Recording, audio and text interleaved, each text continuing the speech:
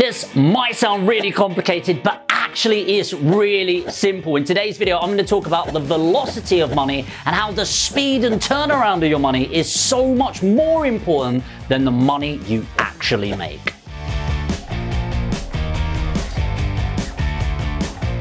Velocity as an equation is something like this. VT equals PT over M. And no wonder when you look at it like that, you're like, what the friggin' hell does that actually mean? Well, to most of us, not really a lot. But really what it means is about the turnaround of money or the utilization of money over how much money you make. But let me break it down into really simple terms and how you can actually utilize it in property in the first place. If you think about investing £100,000, some people might end up saying, do you know what? I'm going to hold out to a really, really good investment as a buy-to-let. Maybe I'm going to wait for a 12% interest, right? And you think, well, 12% is a really solid interest rate. How many of those are you likely to get? Well, it doesn't matter. I just want 12%. I'm going to get the best return. And I'm going to laugh at everyone else that gets a penny under, right? Well, the reality is, yes, that's cool because you'll get £112,000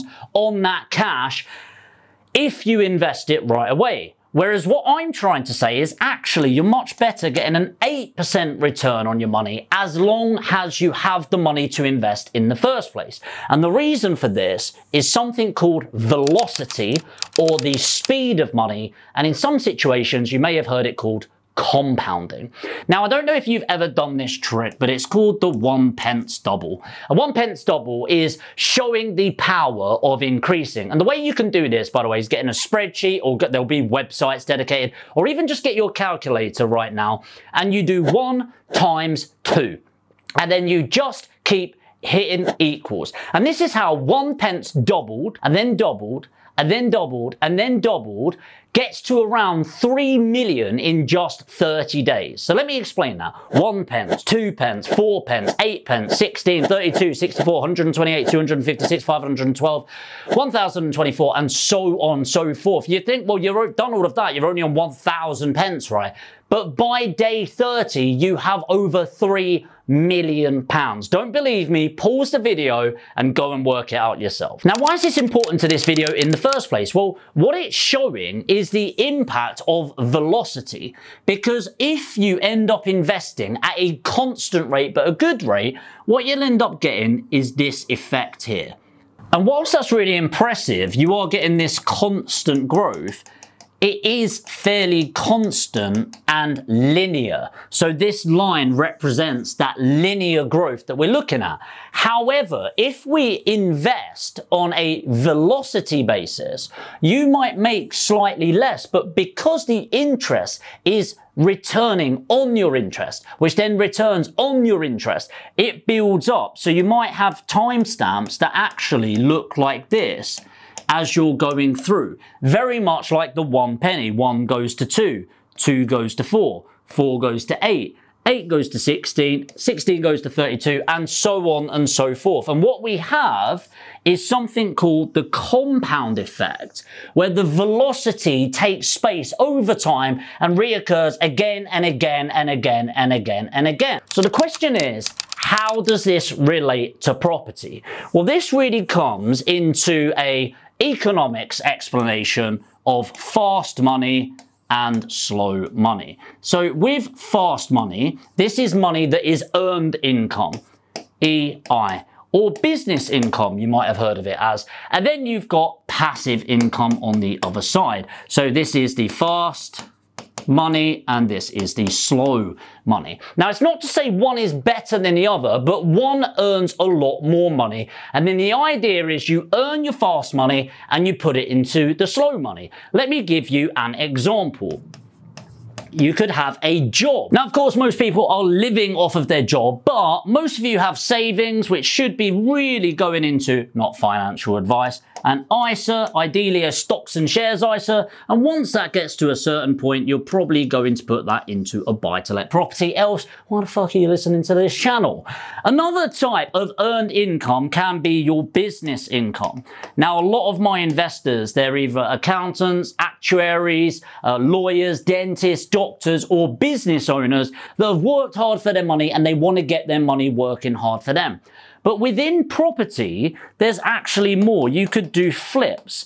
Now, flips are a little bit harder to do because of how aggressive the market is right now. But a flip is when you are buying this property, maybe there's some breakages in the property, not well known for my artwork, I'm not gonna lie to you, and you're gonna buy it, you're gonna spend some money on it, doing it up so it looks nice and fresh, ready to go, and then often people will refinance this property, also known as a BRR, or a buy, refurbish, refinance, or indeed they will sell it on for bigger chunks of money, and again that money then gets reinvested into property. So hopefully you're seeing the trend here, and what happens is most people seem to be obsessed with passive income, like they're going to retire by the age of 35 and it all gets chilled, but it's such bullshit. It doesn't actually create the freedom that you think in your life. What it creates is choice. So for example, now that I am financially free and I can do whatever I want, I just work more than most people, if I'm completely honest. But the difference now is it doesn't actually matter what money I earn. It's just a byproduct of the efforts and the value that I put into people, is the hope, right? But, so it's not like I'm relaxed on a beach or anything like that. The reason I'm saying this is don't get obsessed with the passive income or the slow money. It's okay, especially if you are below the age of 55 to 60. Focus on the fast money. Actually get some earnings. You've got your job, you've got your business, or one of my favorites is property trading and deal packaging, so PT and DP. This is where you are finding opportunities for investors. You've got the properties on one side, you've got the money on the other, which apparently is in dollars for no reason whatsoever, and then you've got you in the middle. And then what happens is the properties come to you, the cash comes to you, and you act as a property trader and you decide what is the best way of monetizing this. I typically say to people that within the first year you can earn £10,000 on a monthly basis. And what do you do with that £10,000? You guessed it. You reinvest it into buy-to-let property, making as much money as you can. So velocity of money is about maximizing your fast income as much as possible, getting this generating so that you over time can put it into your slow money investments like boring, vanilla, buy-to-lets, and create financial freedom in your life. Hopefully that was a realistic, simplified version of velocity and how you can actually make money from it. If you want to find out more about property trading, more about deal packaging, and actually want to get involved in paid for education, then I'll put a link in the description below, or if you can't find that, put education in the comments. One of my team will get in touch, and if we can work together and help you enhance that portfolio, we definitely will. So put education in the comments if you want to find out more. If you got value from this video, let me know in the comments. If you want a further explanation, let me know in the comments. And if you're new to the channel, you want to find out more about property, hit the subscribe and the notification bell, and I'll see you in the next video.